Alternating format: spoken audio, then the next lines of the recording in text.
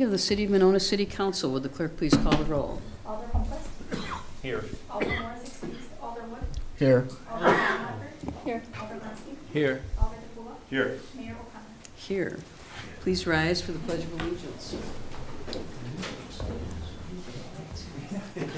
I pledge Allegiance to the flag of the United States of America and to the republic for which it stands, one nation, under God, indivisible, with liberty and justice for all.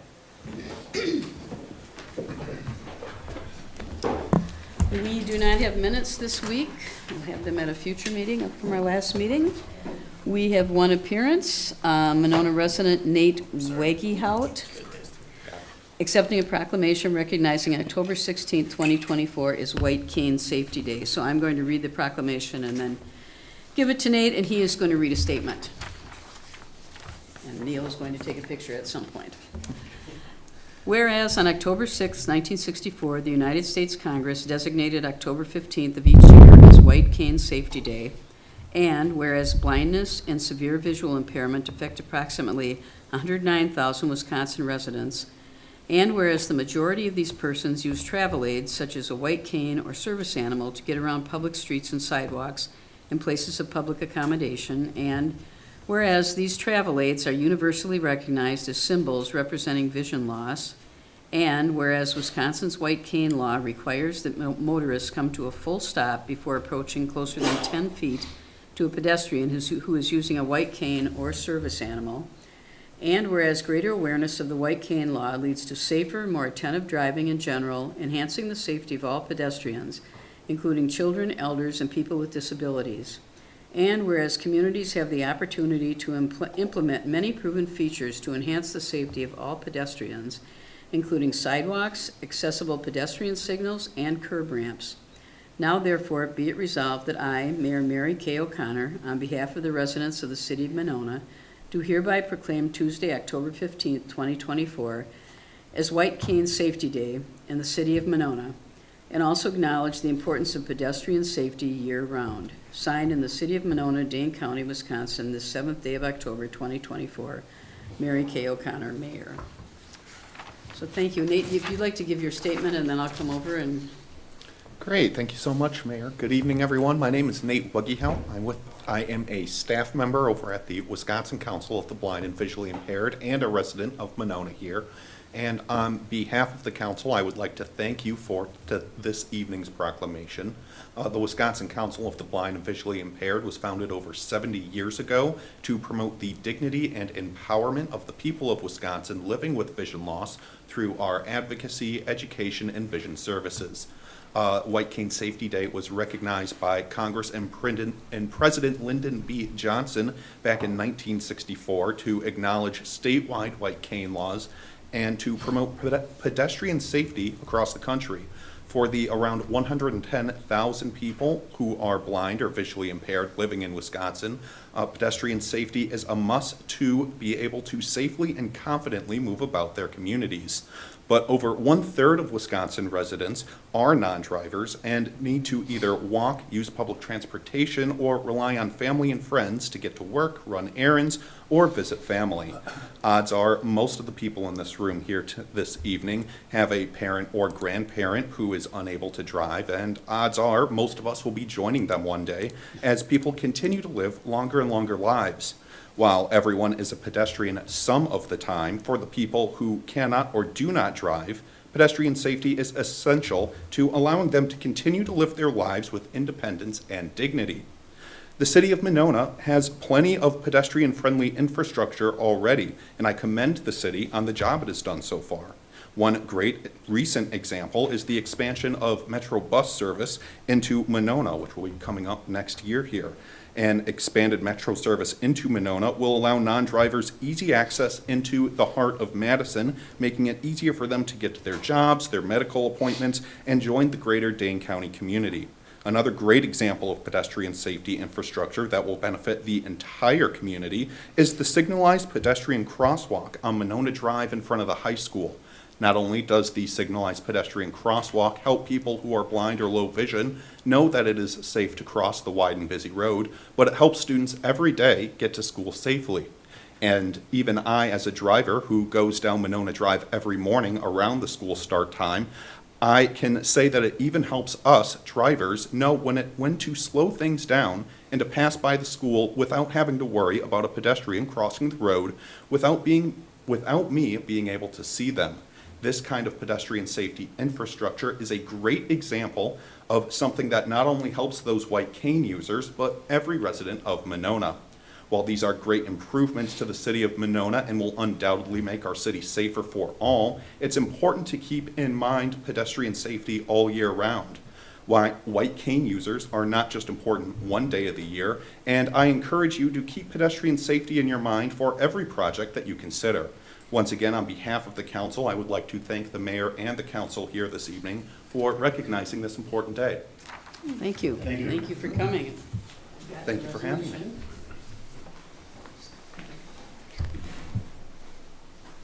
And I think we're going to be considering a couple more of those lighted Oh, wonderful to walkways hear. tonight, or Oh. 2 weeks, so.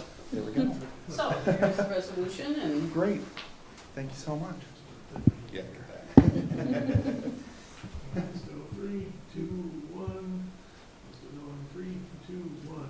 Perfect. all right, Very nice. thank you Thank very you so much. much. Thanks for coming. Yes, of course. Oops. Jesus.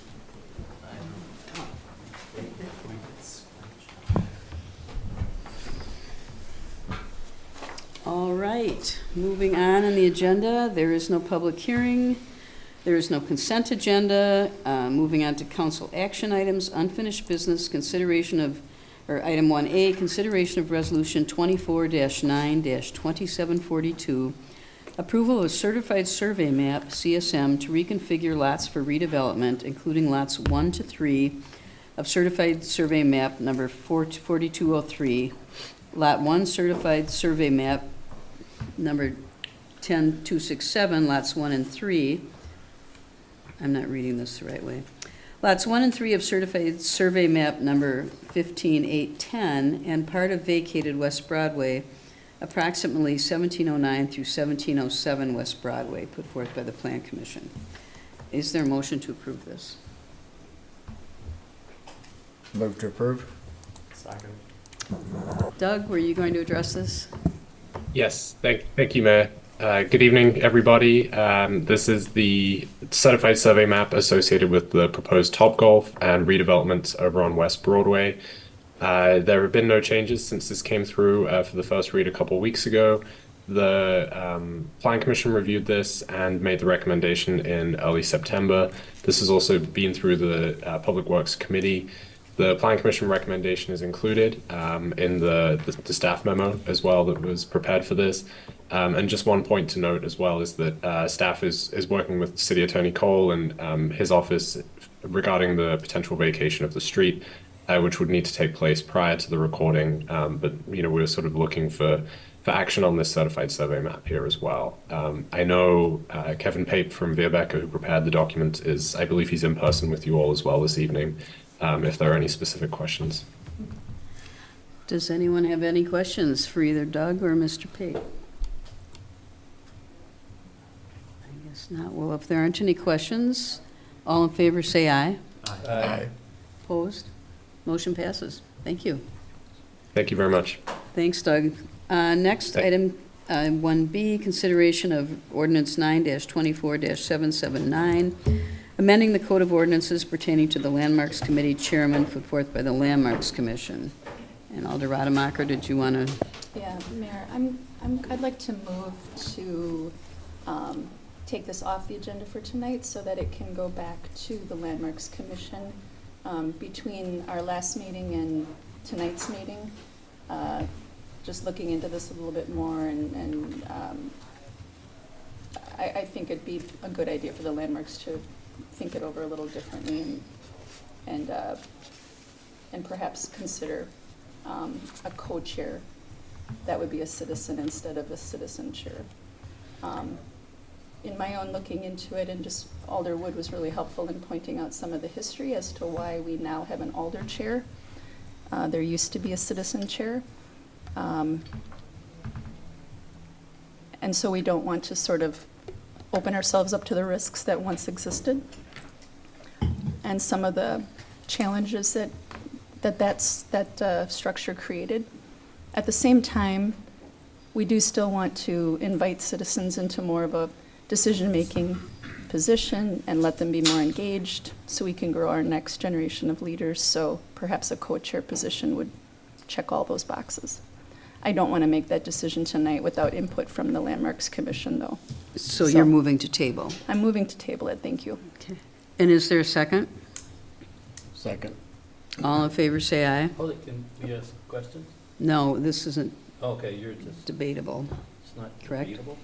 Is that right? It's just, we're just going to take it off the agenda is all Yeah. we're doing right now. It'll come back. It'll come back, yeah. You can talk, we can. Teresa wants to take it back to the committee and make some changes, potentially. Yeah, well, my question is what the issues were that Doug alerted Teresa to. Can she discuss that, or? Yeah, it's not a debatable motion, but with the, in the discretion of the body, they can certainly entertain it. If you, Teresa, if you'd like Sure. to. It's not so much that there were problems. It's just that with an alder chair, someone who has a closer working relationship with city staff, there were more benefits. And so we don't want to lose the alder chair. Does that make sense? Yes, I think that argument was But- made last time. But we yeah. still want to also, when possible, provide citizens a chance to take more of a leadership role. So that's why. In this committee. On this committee. That's why I was thinking a co-chair would check both of those boxes. Hmm. Okay, all in favor, say aye. Aye. Aye. Opposed? Motion passes. Thank you. Next item, moving on to new business. Item 2A, consideration of Resolution 24-10-2743, approving the 2025 through 2029 capital improvements program and 2025 capital borrowing. We have some staff here in person and other staff available via Zoom. If you have any questions, and Mark has also received 3 amendments that he sent us, I think he distributed tonight. Yeah, We will not be voting on those amendments tonight. That won't happen till the next meeting, but if you wanted to explain those, so. yeah, I don't know if you want to go one by one. Yeah, first of all, does anybody have any questions about the budget as a whole? And then we can go into these amendments, or any specific items that the staff can answer for you? No? Okay, well, Mark, if you want to. Yeah, well, the first amendment, it's actually co-sponsored by Alder Bernstein. An amendment to add a pedestrian flash beacon at Maywood and Nichols, funding with the GO bonds for $14,000. And Dan might have to call him up here, explain the difference with solar and wiring. There's 2 different costs involved with that, and the location does have an effect, I believe, based on the area, how much solar you can get with that. So this is actually for wiring. So this one would require wiring? Right. Okay, because it's shady, I assume. Yes. Is that right? I assume so. Possibly. Okay. Any questions about that? I assume the police department, they know you've requested it, I assume, because that's where the crossing guard is, right? Yeah, so this came up, it's come up repeatedly over the years, but there was some feedback at the last Public Works meeting. And previously, when I was on public safety, it had been discussed numerous times around the crossing at Maywood, when there is and when there is not a crossing guard, and the amount of pedestrian access to cross that. With people coming over the hill from the one side, that there were some requests from a few different residents to look at other safety mechanisms, including the potential of a stop sign. However, that was recommended not to move forward, and that was on the suggestion from not only Public Works, but also from police, fire, and both those chiefs both recommended not going the stop sign route, but were in support of a flash beacon. And this was not in the original budget request, was it? No? No. Okay. Any questions? Teresa, did you have I'm- something, and Doug? I'm just curious what the cost difference is between a stop sign and a flash beacon, and why the stop sign was the lesser desirable. The stop sign was not less desirable, it was recommended not to be installed. Okay. And- And that was mainly from police and fire, and it has to do with the emergency response coming over the top of that hill. And someone could, Sure. they found that there was a conflict with that aspect, and said if there was anything to be located there, it would be a flash beacon. And we did talk about the additional, any other additional work that's done on Nichols. These could be reassigned to a specific different location if need be after that project happens in a few years. Sure. And then I sort of mixed two things into the question. Are you aware, or is anyone aware of just the difference in price between a stop sign and a flash beacon? Roughly. I'm not asking for specifics. Probably $13,800. Probably $13,900. Yeah. Right. Stop signs are relatively cheap. Pole and sign, probably about $100 a piece. Oh. And then, you know, probably about the same for labor. Okay. So you're talking tens of, over $10,000, probably for a powered rapid flash beacon, you're probably looking at around 14,000. And then you're gonna have a monthly fee with that as well. The solar system, where if you have full sunlight, you don't need power, those are a little bit cheaper, so. It just kind of depends on the location, right? of Right. Yep. Doug, did you have a Thank you. question? Well, Brian kind of addressed it, but they can be moved pretty easily, is that right? Yes. Okay. Yep.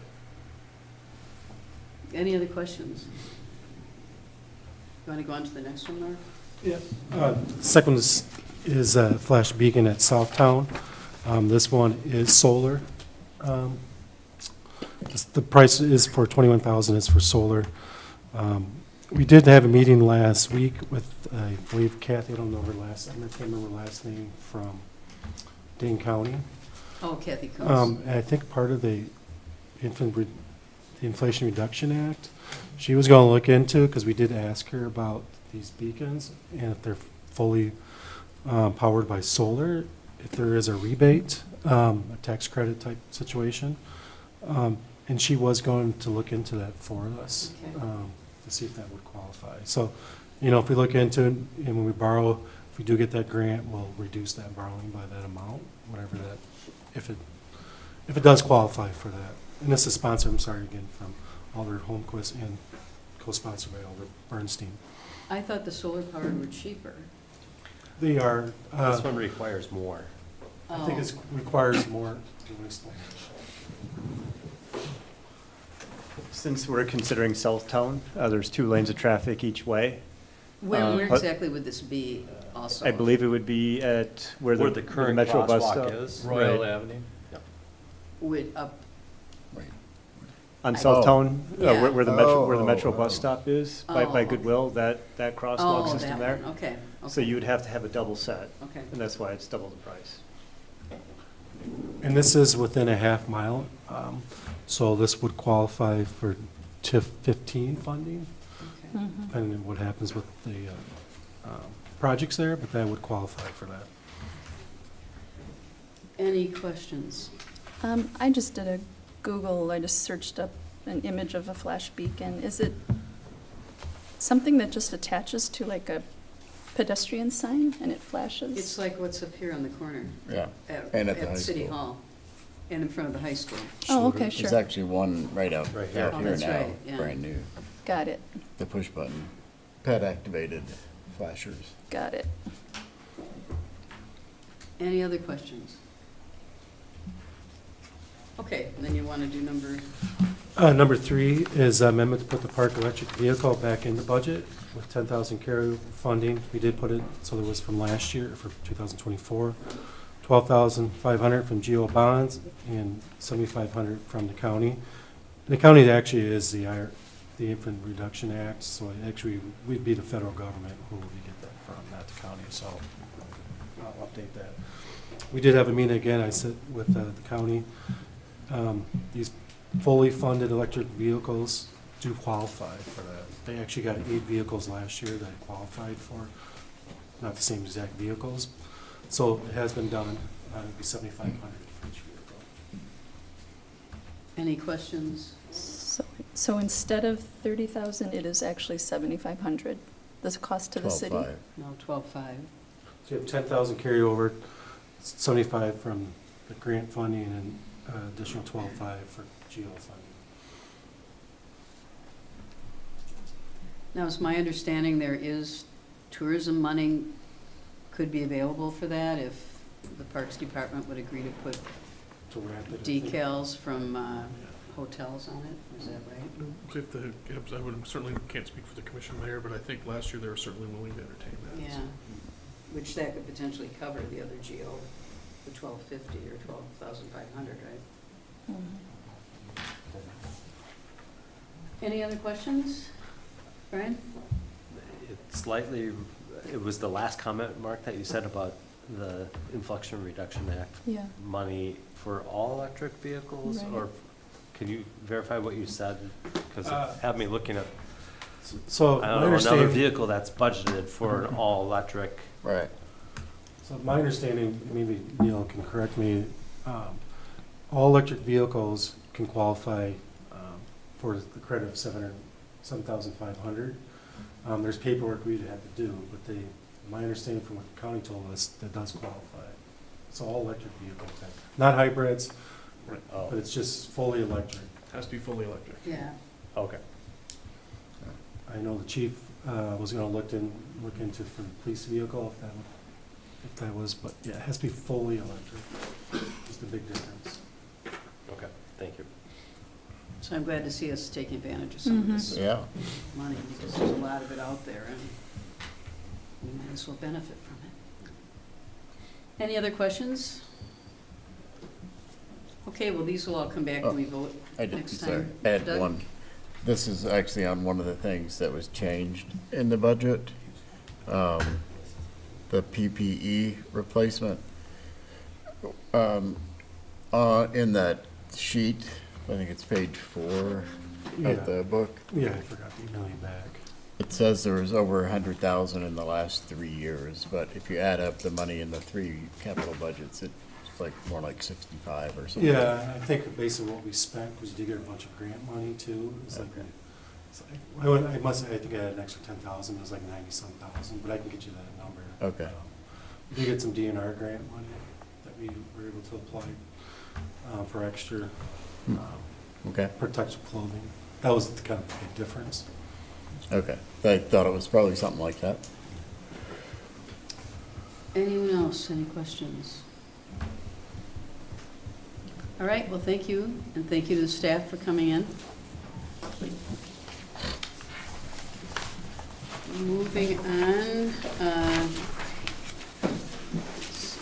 next item, convene in closed session under Wisconsin statute, section 19.85, paren 1, paren G, conferring with legal counsel for the governmental body who is rendering oral or written advice concerning strategy to be adopted by the body with respect to litigation in which it is or is likely to become involved. This involves Walmart versus the city of Monona.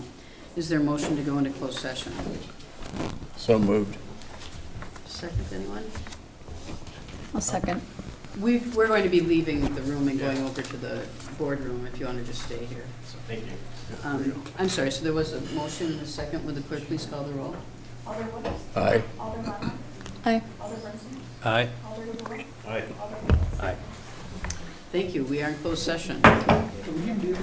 We've got Laura. Oh.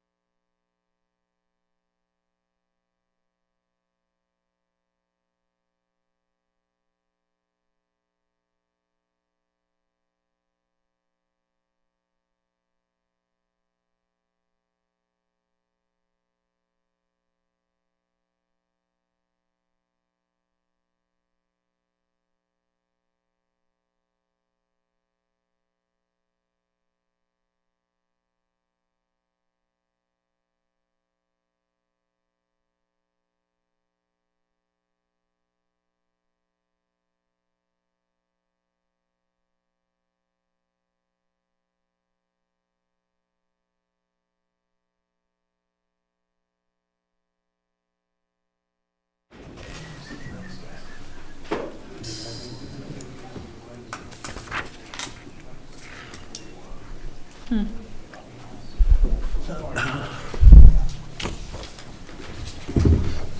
right, moving on. Item D, consideration of ordinance 10-24-780, amending the code of ordinances pertaining to electronic vaping devices put forth by the License Review Committee. Aline, were you going to talk about this, or is Neil, or Oh, Doug? yeah, I can. Whoever.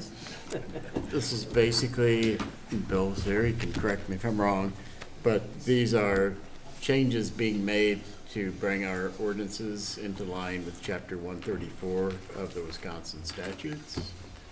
And that's pretty much all there is to say about it. So in looking at it, my first question was, I thought we were talking about possibly making some change, saying they couldn't be within a certain distance of a school or something. I didn't see it in there, but maybe I missed it. It's not in this at all, Mayor. Okay. Yeah. That The- would be a zoning Pardon? change. That'd be a zoning Oh, code okay. change. Separate and distinct from this. As Oh. Doug said, this is only to, there was a law passed that put electronic vaping in the same category as cigarettes and other burning things. This just brings our code in conformity with that statute. Staff is analyzing the zoning restrictions on vaping, and that will probably come Okay. later. So this is not related to that moratorium? Correct. This is a totally separate? Yes, ma'am. Okay, I didn't realize that. Questions, anybody?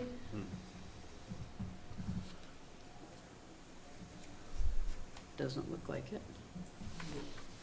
This will come back then in 2 weeks. Next, item E, consideration of resolution 24-10-2744, approval to apply for Wisconsin Department of Natural Resources Urban Forestry Grant put forth by the Sustainability Committee, and this is start for immediate action. Thor, you're there. Would you like to explain why it's start for immediate action? Yeah, it started for immediate action because we've already applied for the grant. Oh. It is just a resolution that has to be approved for our grant to be finalized. Okay. The DNR is looking for that as soon as possible. So is there a motion to take this out of order? I move to take it out of order. Second. All in favor, say aye. Aye. Aye. Is there a motion to approve? I move to approve. I'll second. Patrick's second. Thor, do you want to explain this a little bit? Yeah, sure. So we're applying for a 2025 urban forestry grant through the DNR. This is a matching grant, and we are asking for $4,496.63. So that'd be a total project cost of $8,993.25. The project is for a new tree planting program. For 2025, we're picturing a pilot program. But the overall goal is just to increase Monona's tree canopy by focusing on increasing the number of trees on private property. And this is because Monona's tree canopy is in decline. We're losing more trees than we are replacing each year.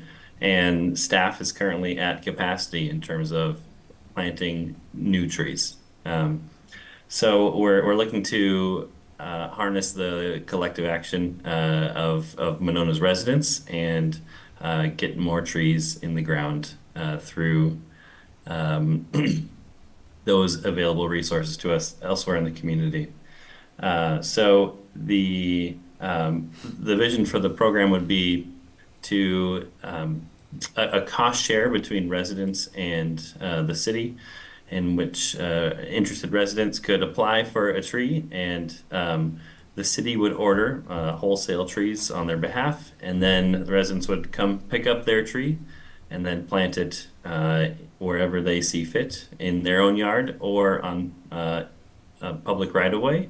Part of that would be there'd be a site assessment from city staff could come out and ensure they're locating their tree in an appropriate location and that they've selected a suitable tree species.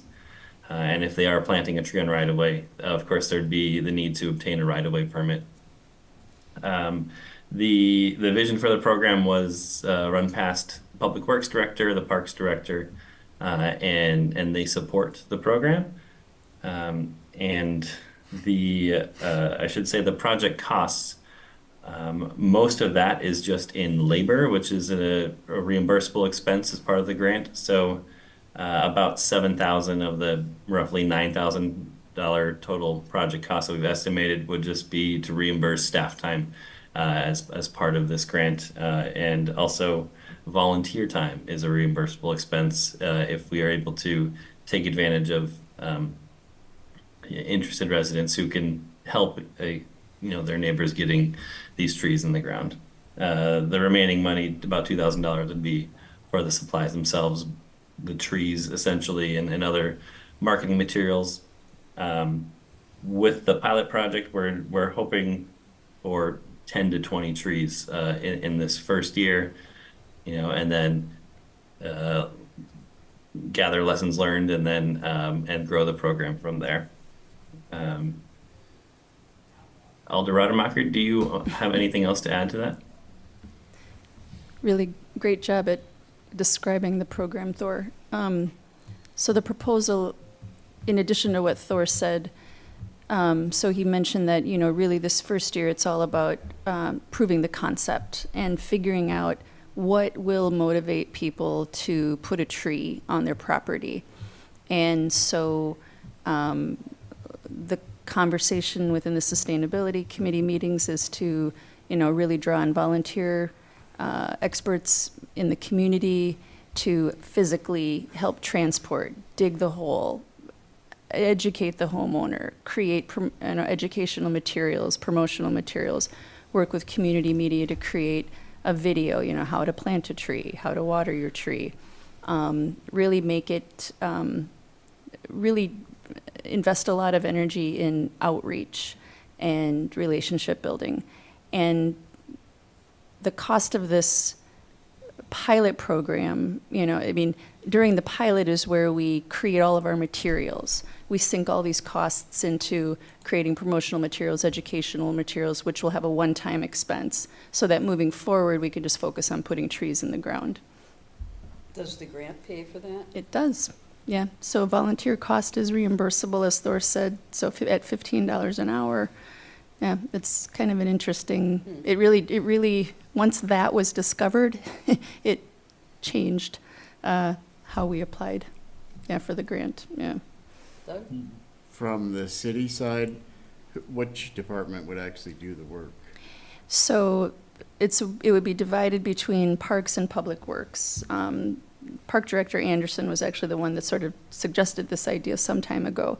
Parks would be responsible for, at this point, what we are envisioning is that Parks would be responsible for coordinating the ordering, taking the orders and ordering the trees and exchanging the money, and Public Works would come into play if the resident decided that they wanted the tree to be located in the public right-of-way.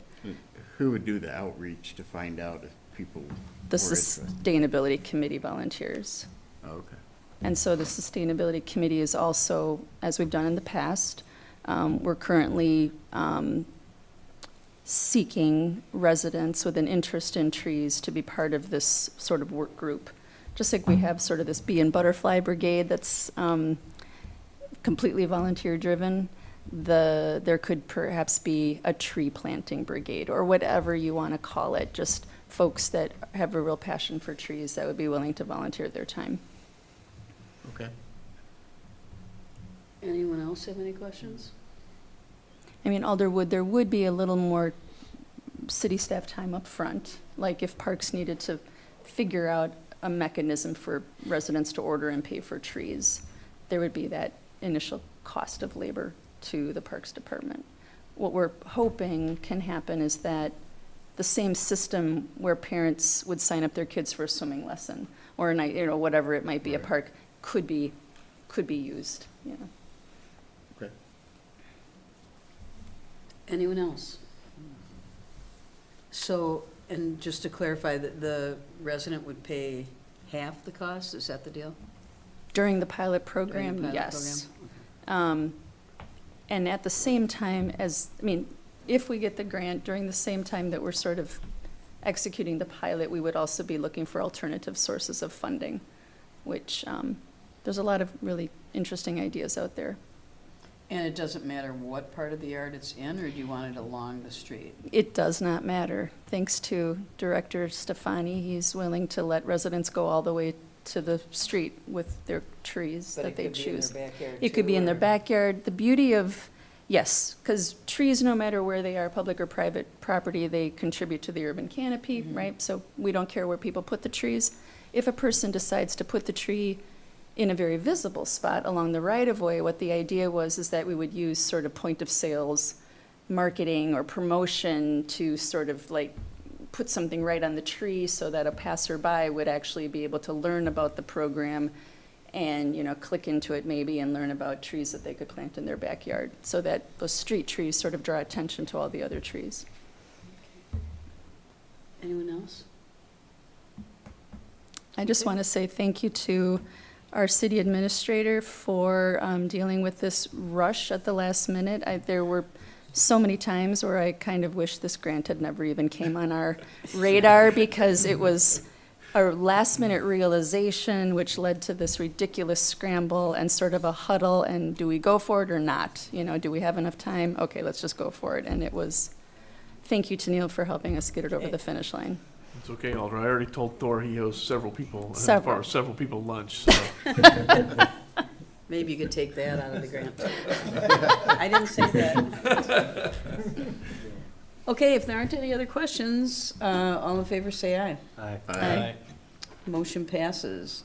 And final item, discussion of potential service and program reductions to be considered as part of a failed operating referendum scenario. This is something Neil's going to address. I think probably several of you have gotten questions from people about, well, what are you going to cut if the referendum doesn't pass? And this is just it's kind of a tough thing to do, because we don't want to start throwing a scare into a lot of employees either. And so Neil's going to address some ideas, or some of our thoughts. Anyway. Thank you, Mayor. Essentially, the document I'm handing out is kind of just more of a notes list, really, from my own records. Staff has obviously been talking about this since probably late spring, in terms of what things may be on the bubble for a failed referendum scenario. So we had a couple of different staff meetings where this was addressed. We also just recently, on Thursday and Friday, completed our first operating budget discussions with the mayor, with department heads. So then to get some additional information was then added to the list at that point. So essentially what we're trying to do is certainly identify general categories and programs to be looking at. Wanted to at least get this list and share this with council in case there were things that were off limits, or if there was some discussion or questions in terms of how these things may work. You know, we're essentially looking at a situation where the challenge, obviously this is obviously a challenge in multiple ways, but one of the specific ones we're dealing with has to do with the fact that if this referendum fails this November, there is another major election in the spring. However, that's a very tight turnaround in terms of timing. So whether or not If we were to go back to another referendum in the spring, which actually, even if it was in spring of 25, that would not be applied until 2026. So we at the minimum, we've got over a year's delay in doing that. If it went on to the spring, the following spring for an election, there's a whole another year where these things could actually be delayed before they're actually implemented in terms of revenue. So we could be looking at a minimum of almost a 2-year delay if we are unable to proceed. Now, certainly the scenario, if the referendum fails and it's very, very close, it's 40.95%, I mean, it just falls underneath passing, we would probably want to seriously consider doing something, revising something, and going back to referendum in the spring. That would at least only cost us a year. But for now, in terms of we're kind of just trying to be conservative in terms of planning that, with the assumption that probably going to need to look at least a 2-year planning window. Obviously, we're looking at, if the referendum passes, it's a 5-year window we're actually looking at for that number. So just trying to keep those time frames in mind. As we know, right now, obviously, we haven't assigned specific costs to these items at this point. Staff is still kind of going through and evaluating the things identified here. These are similarly the same categories I think I mentioned at the last council meeting. These are the main headings on these items here. So reduction of programs and services, reduction in maintenance and general operations, essentially, and a reduction or reallocation of facility hours. So that includes city hall, the pool, library, senior center, all those types of things. Basically, in all three of those categories, depending on the extent of any cuts we may be considering, that could include reduction of staff in terms of part-time hours, LTEs. In an extreme example, possibly full-time employees, if depending on how far down we would want to go in terms of a planning window, if in fact there was failure on that. So really, that's kind of just this list is kind of where staff is at. We're probably going to be trying to bring you back at least a scenario or two for consideration by council at the next meeting for consideration. We're probably not going to recommend any action on this until the referendum actually passes, but I think we would at least want to present some scenarios in terms of what could potentially happen and ask for council's direction on those scenarios. So if there is certainly a failure of the referendum in the past, we're certainly going to be looking to have multiple meetings with council, probably in a pretty fast turnaround after that referendum, to try to give us some time to do any additional planning or revisions if we might have to. But again, these are items at least have been discussed in terms of potential consideration. Certainly some of them are certainly not very popular ideas. I would even go so far as to say some of them are actually bad ideas in terms of what we would do, but there is a certain dollar figure and a value that would certainly end up going with each one of these types of positions. And these will affect largely all departments. I would say that the things that are identified here will have an impact on every single one of our departments in one way or another. I think I would just, to add to what Neil has said, I don't know if you saw the little asterisk down on the bottom of the back page, but this only is planning for us because we really feel like we have to at least fund the compensation plan at the 60% of the market, but it does not include the longevity adjustments, and it most likely doesn't include the coverage of increases we know in contractual services, and or staff were also told to limit their non-personnel increases to 1% or less, whereas with the referendum, it would be, what, Mark, 10%, I think, because as you know, we haven't had any. I think over the past 5 years, we've had a total of a 1% increase in non-personnel costs for staff. So they're really, really behind in some areas.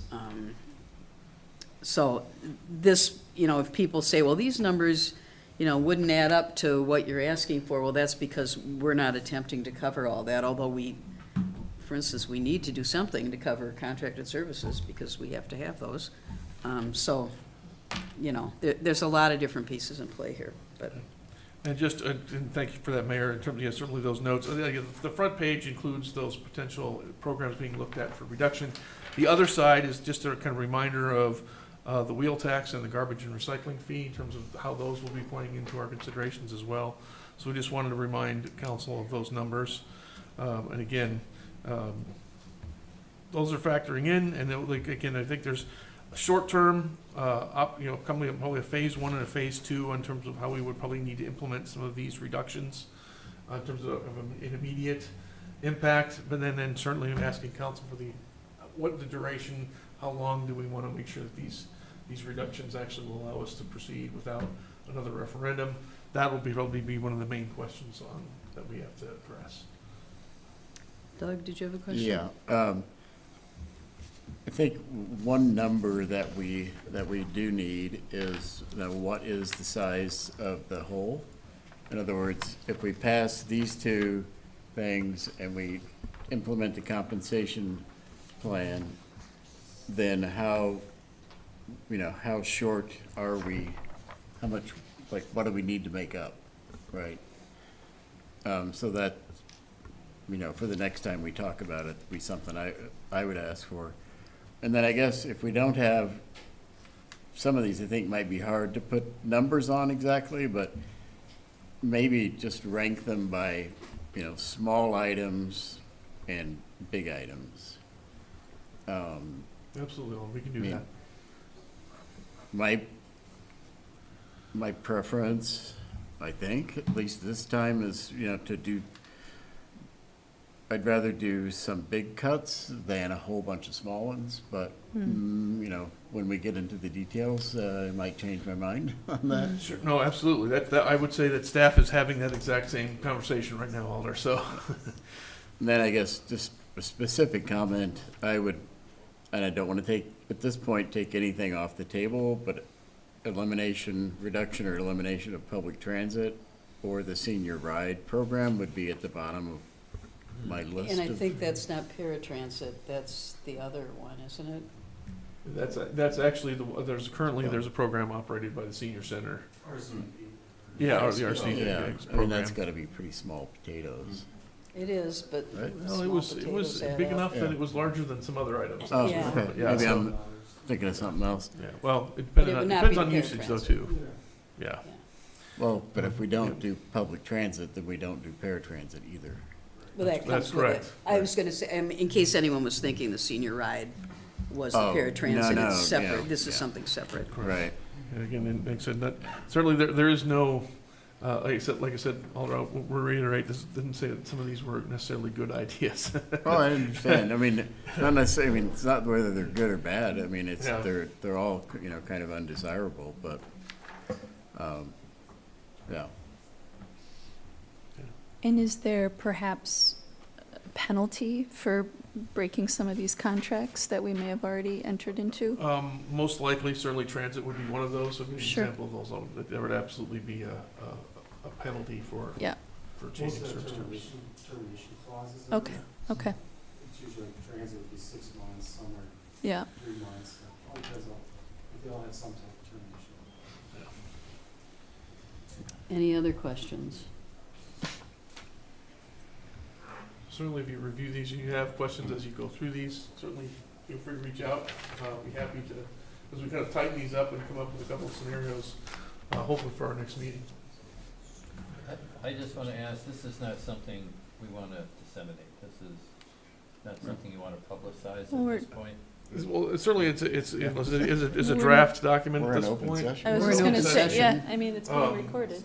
Yeah, absolutely, but it's, certainly, again, we can certainly have those things, we don't have any dollar figures associated with them yet, so I they're mean, only. it says draft. I mean, they're gonna ask, well, how much is that saving? We don't Yeah. have those numbers Right. yet. But in terms of our conversations, you don't mind if we use some You of can these certainly as- tell people that Yeah. we're, and I've been saying, Yeah, obviously, we're not gonna make big cuts in public safety, and that's over half of our budget. So that only leaves Right, but certain this- things, so. Right, but this articulation will make it a lot more concrete in people's minds, yeah. which I Hopefully, think will yeah. help them make an informed choice. But just so they know, it's not, I'm afraid that we're gonna have people thinking, these are all gonna go, and they're not. These are all just potential things that might be possible Right. that we're thinking about, Right. or that we're gonna, and council's gonna have to consider. Yeah. My objective, Alder, would be to have more concrete, I don't know if I want to say, go so far as to say a recommendation, but at least the scenarios, cut scenarios based on the items that are listed here that we'll achieve, based on some of the timeframes that Alder Wood is referring to as well. For the first 2 years, we need to do this. Year 3, depending on how far we go with no referendum, that cost gets steeper and steeper as you go down. Because that each year, it's 5-year gonna be window. more and more cuts. So we'll try to kind of package those in terms of the scenario, plus over time, what that would look like in terms of budget adjustments that would need to So be. you will be making like a public statement of some kind at some Yeah, point? and certainly for our next council meeting, absolutely, and those will be in the packet, we'd like to get those to you ahead of time and Okay. actually have those, so. Right. So this is simply identified as, these are the areas that have been discussed to this point. But again, we have not, again, there is no recommendation at this point. And I think certainly if people ask you, you can certainly say, well, these are some of the things we're considering. It's Yeah. Yeah. I think you just, should. I just don't wanna have people misinterpret thinking we've already made this decision. Correct, yeah. Just one quick question on the backside, where it talks about the wheel tax and the garbage and recycling fee.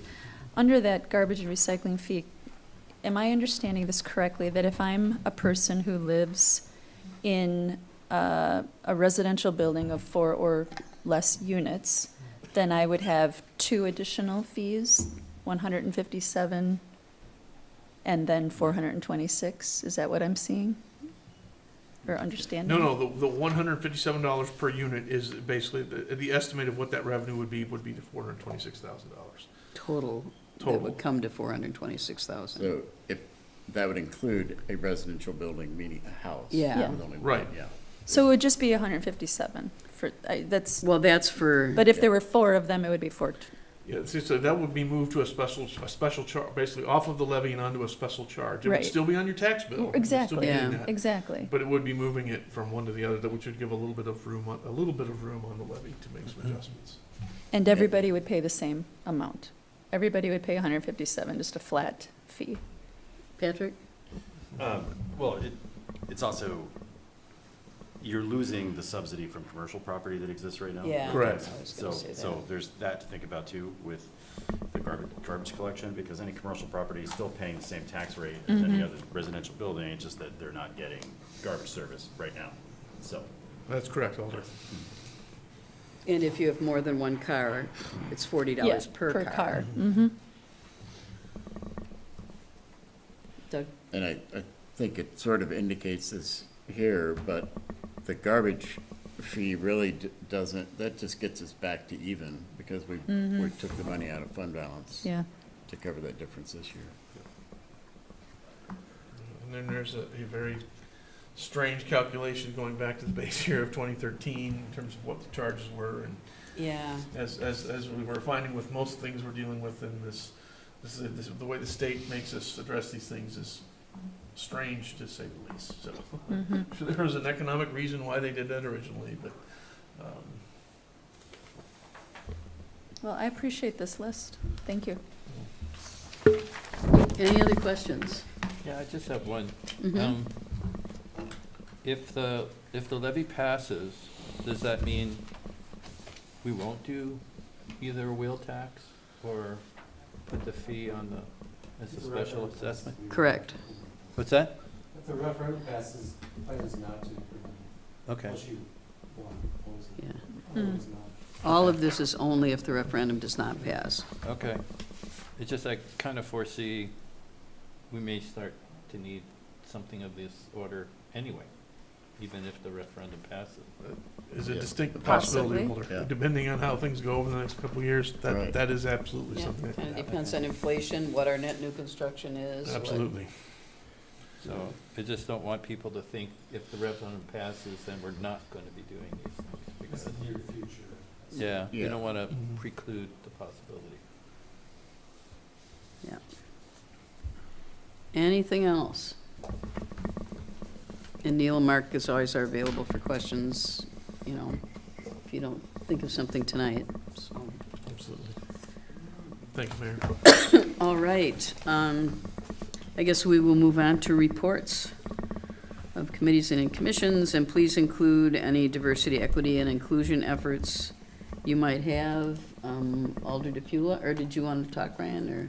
If possible, either it'll be a short thing or a super short thing, depending if I get technology to work. Well, yeah, go ahead. Okay, thank you.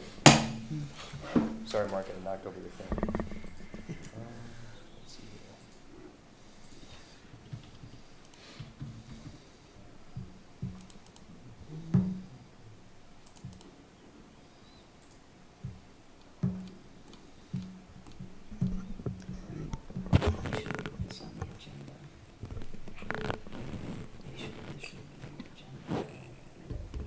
Well, if it's just a presentation.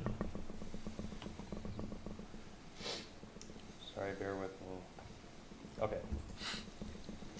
All right, so this was shared with our regional library system, South Central, and they are taking the 2023 service data, and they've been kind of going like crazy creating data dashboards.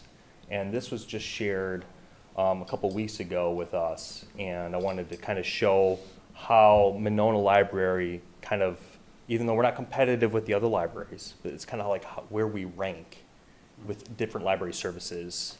It's looking at our municipal population, but also our extended service population. And really quickly, that's just taking the municipal population and then adding on calculating the library's home county circulation to those without a library as a share of the libraries within the same county. So it's a little bit higher depending on where that library is. And so I'm going to just take 2 minutes and I can share this link with you, and if you ever want to meet, if you want to do a deeper dive on it, we will look at Monona here. And so I'm going to just start real quickly. So all these different library services that they have the data from with our annual report that we submit every year per the state. So program attendance total, looking at the municipal population, we rank 134 out of 381 libraries, 22 out of the 53 libraries in SCLS, and 9 out of 19 in Dane County for municipal population. But if you go to extended service population, we're 39 out of 381 in the state. 4 out of 42 with this population range of basically between 5 and 10,000, and we're 6 out of 19 in Dane County public libraries. If you look at our circulation for municipal population, we rank 78 in the state.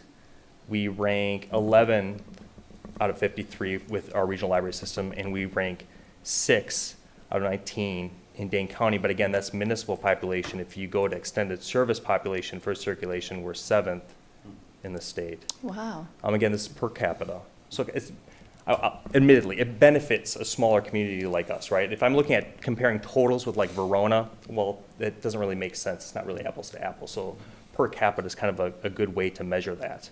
We're number 1 in that range, and then we're number 3 in Dane County. And then if you, lastly, I'll just quick show our library visits. For municipal population, we're 57th in the state when you're looking at municipal population. We're 11th in SCLS, and we're 5th in Dane County. But if you change that to extended service population, we're 13th in the state. We are 3rd in SCLS.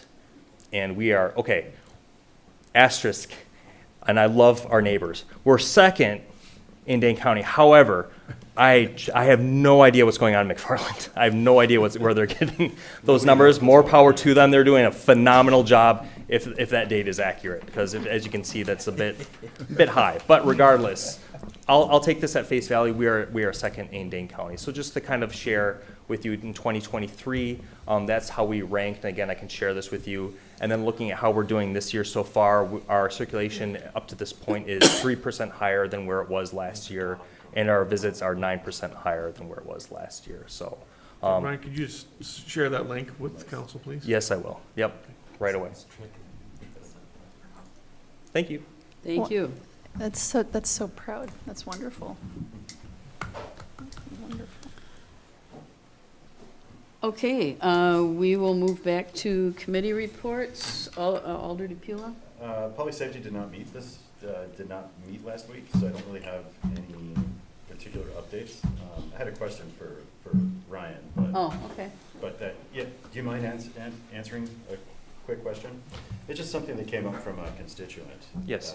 Today about cost-saving measures. And the idea was, why don't we remove all of the employees from the library and support the library with volunteers only? I was just curious what you think about that. That's an interesting, but not unprecedented proposal. There are actually libraries that are not recognized by the state that are run by volunteers.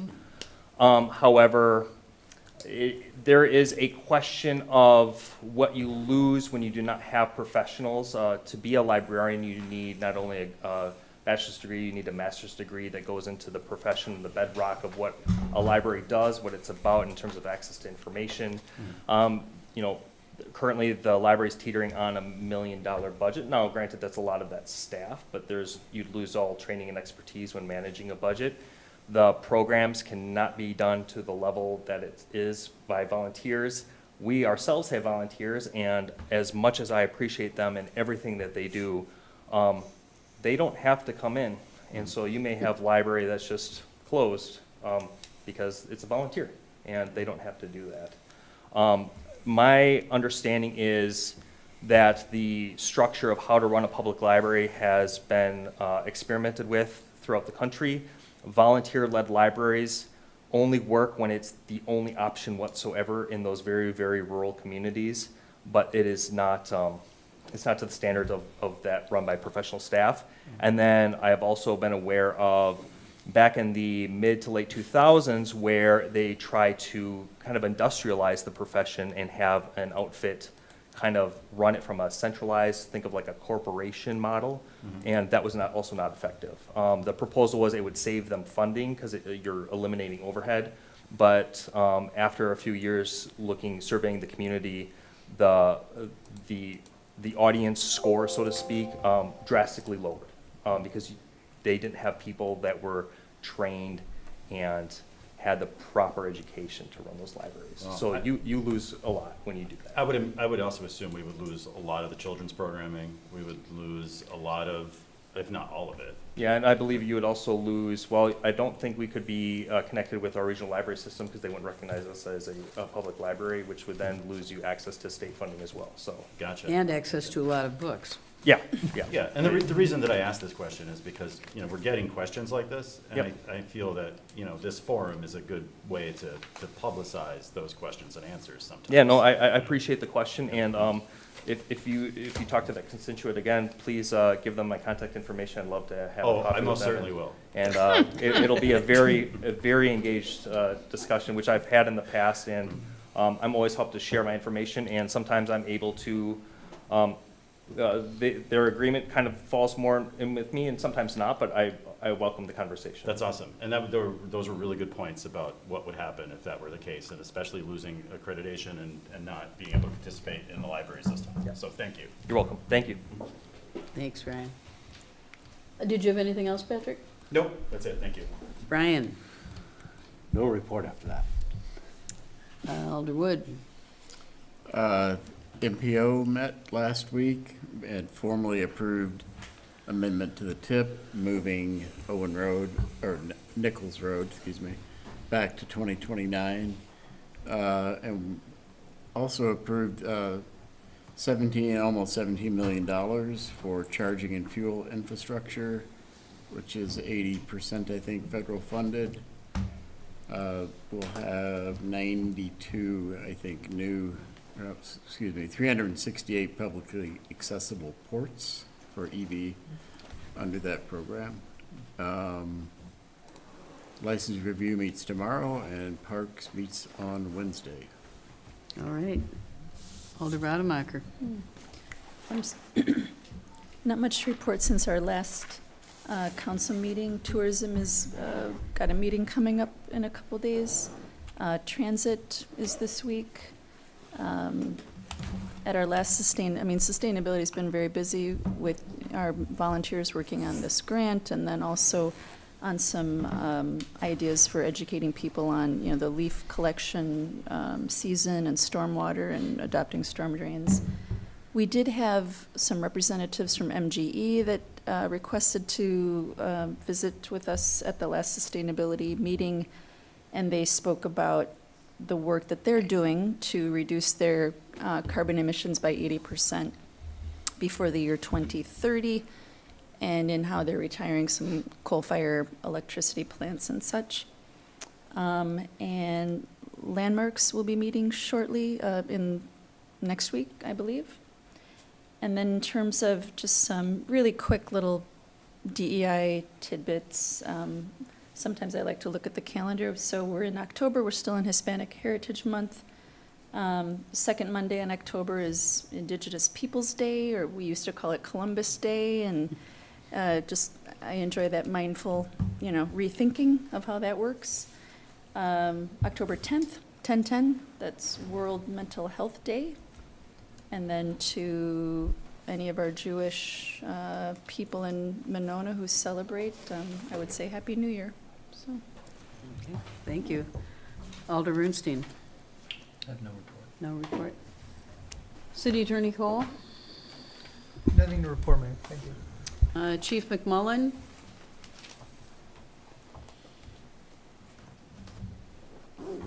Chief, are you still there? You waited so long. You missed it. You missed it, yep. City Clerk? Yep, as of today, we've sent out around 1,200 absentee ballots. 430 of those have been returned. Absentee ballots will be sent out through October 31st, and then in-person voting is October 22nd through November 1st. Right. So, Neil, or, sorry. Aline, does that mean that people can request an absentee ballot until October 31st? Yep, I can mail them out through 5 Wow. p.m. October 31st. That's a really generous window. It is pushing it with the mailing. Yeah. They'd be advised not to. Not do that. to, right. I feel like that's really very generous of you. Okay. Yeah. Neil? No additional report, Mayor. I just had a couple things. Neil and I have been going around being public with our little signboards about the referendum. We're kind of splitting the remaining farmers markets. We've been at the last, I think, 3 weeks. Neil's doing the Fall Festival this week. I did Chili Fest. So we're trying to hit different places. Some people with questions. Certainly, if people have questions for you and you can't answer them, feel free to refer them to Neil or Mark or myself. Reminder that October 23rd is our next public information meeting, and we'll be doing some more publicity. Our second mailing, you should have all received the Yep. second mailing this weekend, and Yeah. in fact, I need to take a look at the third. There'll be a third and final one going out probably within a week or so. And finally, newsletter articles are due this Friday, so if anybody has anything for the e-newsletter. That's all I have. There aren't any appointments. Is there a motion to adjourn? So moved. Second. All in favor, say aye. Aye. We are adjourned. Thank you. Doug, I've got received a lot of questions about